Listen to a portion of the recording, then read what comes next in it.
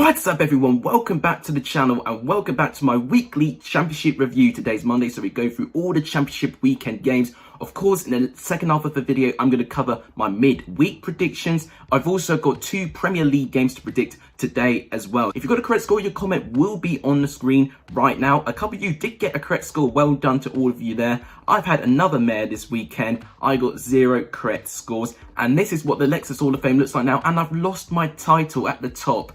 I need to get my consistency back. I'm proving to be more inconsistent than Wycombe are trying to find a win. Hang on.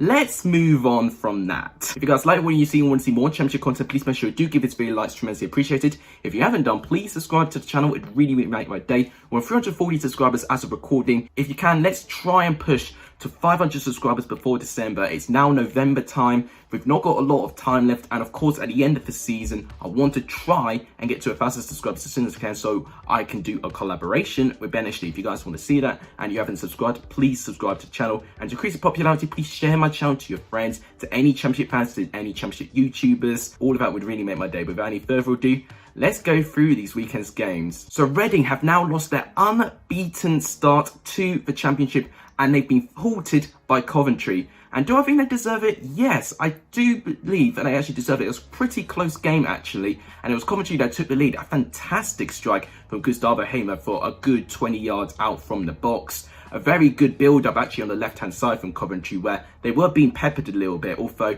it was a very quiet first half. That first goal really kind of brought the game a little bit of life and character. Reading showing their good personality and good response to going behind. They got back into the game through Lucas João. A poor giveaway by Ben Sheaf, really. Josh Lauren gave it to Lucas João, and he outmuscled everyone and got a really confident shot out past Marossi that made it 1-1.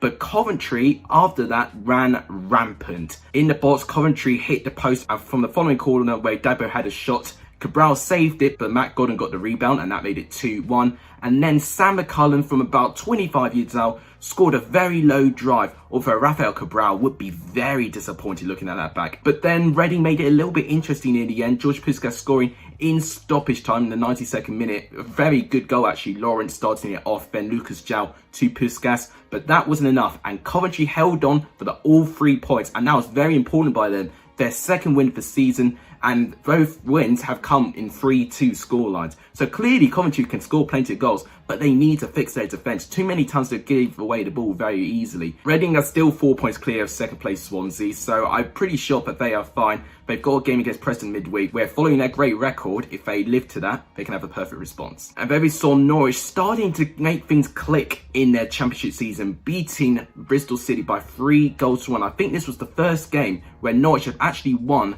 by more than 2 goals, which is actually a surprise. And Norwich took a very quick lead. Timo Pukki scoring the first 2 goals. But the defending was really poor. Honestly, one of them was just one ball, and unfortunately the gap between Zana and Callis was just way too big, and Pukki just really made things difficult for that Bristol City back line. None of them tracked him well enough, and he scored 2 quick goals. Although, following Pukki's second, Jack Hunt got one minute later precisely. Pretty much Bristol City's first attack in the game. They drive through the left-hand side. Jamie Patterson with a shot, a very tame shot actually, where Krul made the save. But he did a very intelligent ball to find Hunt. He scored with Bristol City's first chance again, made it 2-1. And we thought we were going to have a really interesting game.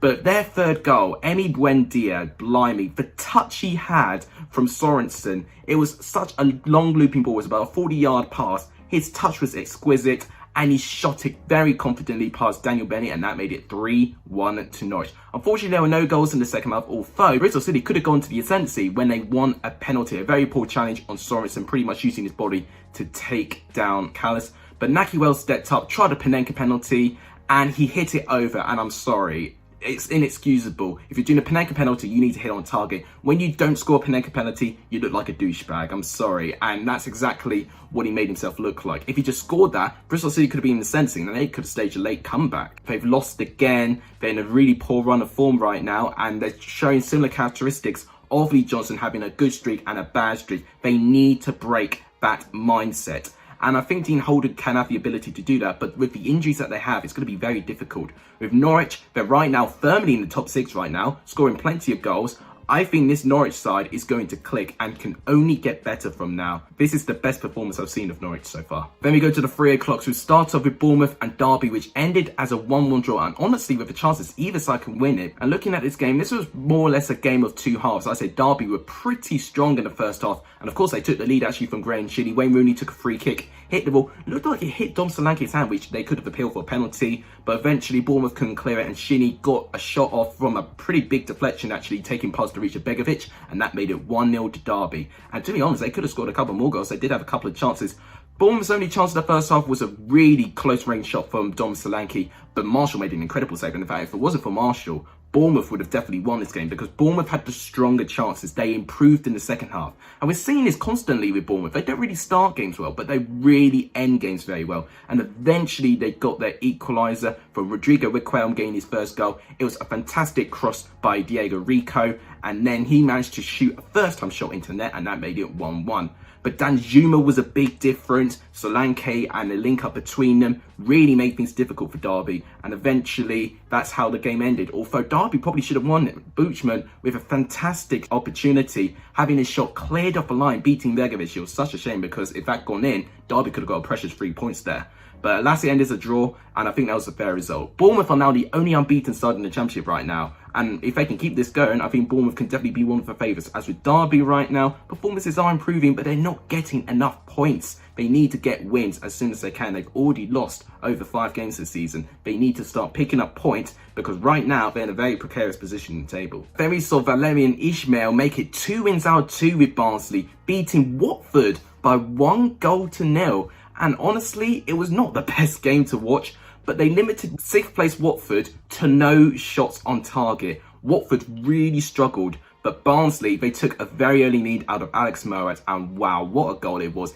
Alex Mowatt already this season has scored a stunner against Millwall. He scored another one against Watford. Ben Foster's been terrific in goal, but even he couldn't save that one. His shot was perfect. It hit the underside of the post and into the other side of the net, and that made it 1-0 to Barnsley, and that was the only goal in the game. Watford did have chances, don't get me wrong. They weren't completely chanceless, but they just couldn't hit the target. Tom Cleverley had a fantastic chance. He was completely unmarked. He just needed to hit the shot on target. It would have been an easy equaliser, but he hit it wide of the goal.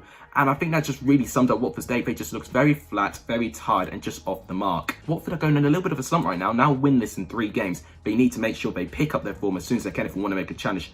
As with Barnsley, 10 points on the board right now. If Ishmael can continue gaining this Barnsley side to win, who knows where Barnsley could finish this season. A very comprehensive win for Brentford, beating Luton by 3-0. And honestly, I think I wasn't actually surprised really, because Luton have proven to be better away from home than they have been at Kenilworth Road at the moment. But going on to Brentford, because they deserve to be talked about here. Brilliant football, honestly. Rico Henry scoring the first goal. Terrific build-up play down the left-hand side. Rico Henry just inside the box, shooting a very confident shot in the bottom right-hand of the goal. That made it 1-0. And their second goal from Ivan Toney. I mean, if you don't know what a team goal is, you've got to look at that. Starts with the goalkeeper, David Raya, gives it to Pinnock, then gives it to Jensen. Jensen with a long looping ball about 35 yards out, finding Brian Mbeumo, driving into the box, squaring it for Ivan Toney, just to tap it in. That made it 2-0 to Brentford. And then the game was game, set and match when Marcus Forss managed to dink it above Sluga, and that made it 3-0. Luton were really chanceless, really. Luton were very poor considering some of their previous performances. This game shows that Brentford can still be highly attacking and a very difficult side to beat, but it's about maintaining that and their mentality.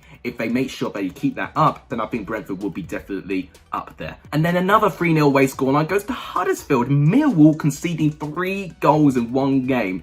In their last 8 games, they only conceded 5 goals, and they conceded 3 in this single game. Who would have ever predicted this scoreline? I would have never done personally. But Huddersfield were absolutely terrific. Karoma scoring the first goal. I nearly said Corona there. Karoma scored the goal. It was a brilliant team goal, actually. Alex Pritchard managing to loop it, finding Diakabi, heading it to Karoma, and then he managed to get a very tame shot, but he managed to get past Bielkowski, and that made it 1-0. And Bielkowski was a little bit off the mark, and he would not want to look at Huddersfield's second, let me tell you. Pieper just literally had a punt from about 25 yards out. Bielkowski tries to parry it. It goes behind him, and then it just crosses the line, and it's given as a goal. I mean, Bielkowski didn't have a good game at all. I'll feel sorry if anyone had him in their fantasy league team. And then the goal scoring finished off with Lewis O'Brien. Terrific build-up play, and what a pass to Fine O'Brien. And then with a fantastic shot, and that made it 3-0. Huddersfield, honestly, I mean, they didn't really start too well in the first half. I thought Millwall were really demanding in the first half, but I think as soon as Huddersfield got their first goal, Huddersfield started to control the game. They dictated possession, got more shots off, and they really troubled Millwall. Look at the corners. 10 corners from Millwall and only 2 from Huddersfield. It just goes to show the contrast of playing styles, and it really benefited Huddersfield. Millwall right now is still in a pretty good position, but they'll need to try and make a great response. If they can respond well from this game, then I think Millwall can still be a favourite to be up there in the top 6. Huddersfield right now, I mean, if they keep these performances going, who knows where Huddersfield can finish.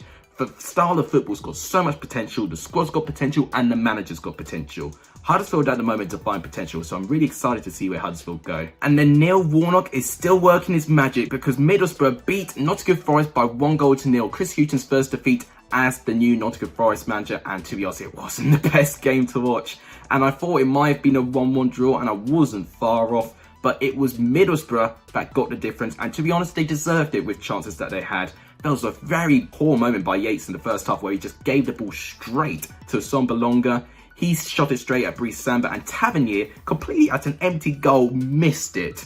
I mean, I don't know how he missed it, but he gave Nottingham Forest a chance to try and get back into the game. They only really looked threatening from the set pieces, and unfortunately with the substitutions Hughton made, bringing on Joe Lollion for instance, it just didn't make a difference unfortunately. Then Middlesbrough eventually got their lead, and it was from a set piece, Marvin Johnson managing to get the touch, and that made it 1-0 to Middlesbrough. I remember when I did my very early predictions and I put Middlesbrough in the top 6, and I got absolutely scrutinised by putting Middlesbrough up there. But right now, I'm kind of regretting of not putting them up there. Neil Warnock just has that effect. He did it with Cardiff, so why can't he do it at Middlesbrough? Their score is clearly good enough. I just fear for them in the long run whether they're going to score enough goals. But right now, they're keeping a really tight defence and they've got a squad on. With Nottingham Forest right now, likewise with Derby, pretty precarious position. Need to score many goals, and I think likewise with Derby, need to find their best squads. If they can't, then I think both teams will be under significant pressure. And then Preston got their first goal at home. But unfortunately, they're still pointless at home because Birmingham got a 2-1 away victory. Birmingham's first away win of the season. And looking at the stats, they may or may not have deserved it based on possession, but in terms of chances and terms of going forward and confidence, they deserved it. They took the lead out of Ronnie McGree in the second minute. It was a very long looping ball, and I think it was Jason Story that lost out to Jonathan Lecco. And unfortunately, Jason Story is just one of those centre-backs I just don't think is good enough. I think he was at fault defensively for both of Birmingham's goals. But for the first one, he got completely outmuscled by Jonathan Lecco of all people. Rudd manages to deal with it, but then Jukovic, turning provider, did a back heel to give it to Ronnie McGree, who's on loan from Good Charlotte. He scores his first goal in his first appearance for Birmingham, and Matchday did 1-0. But for Preston's part, something to cheer about, they got their first goal at home, and what a goal it was. Jayden Stockley, after from a headed clearance from the Birmingham player, he chested it and scored a half volley in the top left corner past Etheridge. And I was thinking from that, Preston could just build up momentum, and they did in the possession sense. But in terms of chances goal, they didn't really test Etheridge all that much at all. The only time they really tested Etheridge was when Birmingham scored their second, and it was a goal from Gary Garner, who managed to win a header. Jason Story was marking him and he just wasn't strong enough, and that made it 2-1 to Birmingham. It's 2 wins out of 2 for Birmingham and Ita Karanka now. The question is, are Birmingham going to stay this consistent? I mean, that's going to be the biggest question, but definitely Birmingham's going to be a very difficult side to beat. They are a side that don't like to play with the ball a lot, and they'll definitely find the ugliest way to win, and that's exactly what they did against Preston. Preston right now, I mean, it's an unwanted home record, 6 home defeats in a row, a new club record. I mean, if Alex Neil doesn't fix that, unfortunately, I think he'll be out the door. I know he got promotion from the Championship with Norwich, but if he can't repeat that with Preston, I mean, I think part of the problem is COVID, part of the problem is the lack of transfers. There's a lot of problems within that, but I think he can get more of that squad in my opinion, unfortunately. Then what a mad game we had in the Kieran Prince Stadium. It ended 3-2 to Coventry. Blimey, the drama that went on in this game. I mean, Elias Chair took the lead It was a fantastic goal on his part, actually, just managing to charge through with so much pace and confidence on the left-hand side. Todd Kane managed to score the second goal for Queen's Park Rangers as well. Once again, very, very confident play and great build-up play actually leading up to the goal as well. And Queen's Park Rangers were comfortable in the first half.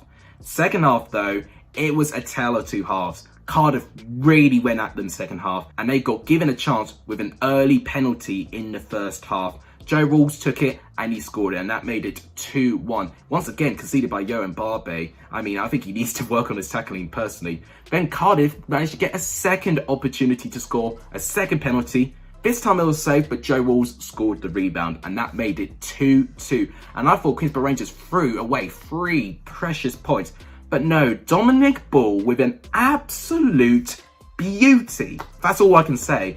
It would be my goal for weekend. It's automatically my goal for weekend. BenHD might pick Jayden Stockley's goal to be goal for weekend, but I'm sorry, that goal is goal for weekend. The power, the precision, and the meta of the moment as well. That's going to be my goal of the weekend. Unbelievable goal by Dominic Ball, really. It was a very close game, actually, and a lot more entertaining than I thought it was going to be. I thought this game was going to be quite cagey, and Queen's Park Rangers seem to remember how to score goals again. After not scoring a goal in 4 games, they've now scored 3 in this one. But maybe this win probably has papered over the cracks, really, following how good Cardiff were.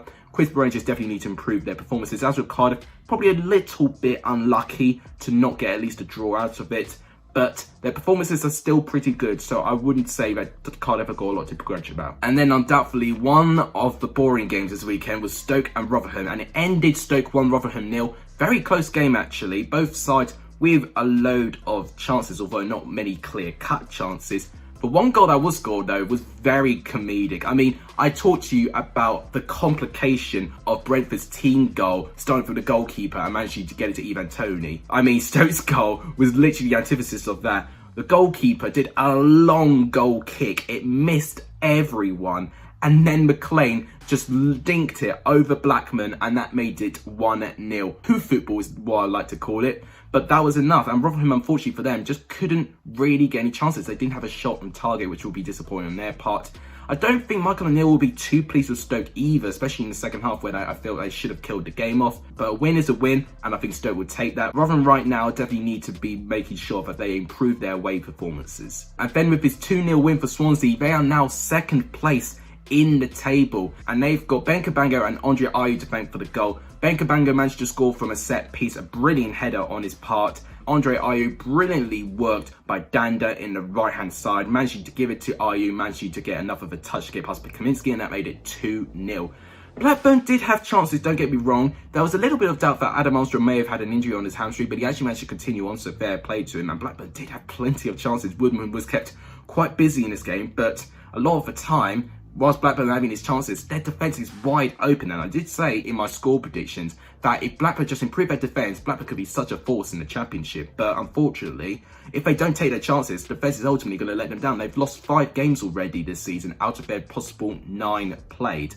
So right now, whilst I think Blackburn does have the potential, I think sometimes they overplay, overpass, overpossess sometimes, and I think also their defence is way too wide open. Swansea right now, they played it the right way. They allowed Blackburn to attack a little bit, but they were clinical and they were dangerous going forward. So fair play to Swansea. They're now second place in the table following this win. And then to the result that everyone's talking about. This is the first. Wycombe have got a Championship win, the first win they have in the second tier of English football, and it's against Sheffield Wednesday, where they needed this win more than anything to put pressure not only on Wycombe, but to actually put pressure on other sides in the bottom 3. But right now, Sheffield Wednesday in an awful run of form with 4 straight defeats. I mean, Gary Monk's definitely going to be feeling the pressure. And if you look at those stats, 72 to 28% possession. Wycombe didn't actually have Gareth Ainsworth on the touchline following he had to have surgery on his back, but he'll be so proud of his performance because Sheffield Wednesday threw absolutely everything they can. They only had 3 shots on target though, which would be disappointing on their part, but having 15 shots on goal, they definitely were really trying to get something. But it was Wycombe who managed to get the goal. It was from a corner. Jacobson delivered it, Wheeler with a header, and that made it 1-0 to Wycombe. And honestly, they could score more. Akin Fenwer looked very, very dangerous at times. He managed to get a header, which was cleared out as well. There was a moment where if he just got a touch and ball, he would have been a goal, but it was well defended. Sheffield Wednesday definitely did have a couple of chances. Also made a couple of brave saves and goal. But apart from that, I say Wycombe were really well valued for it. I say first half, I definitely think Wycombe gave Sheffield Wednesday too much respect, but as soon as they got their lead, they were so determined to try and kill the game off.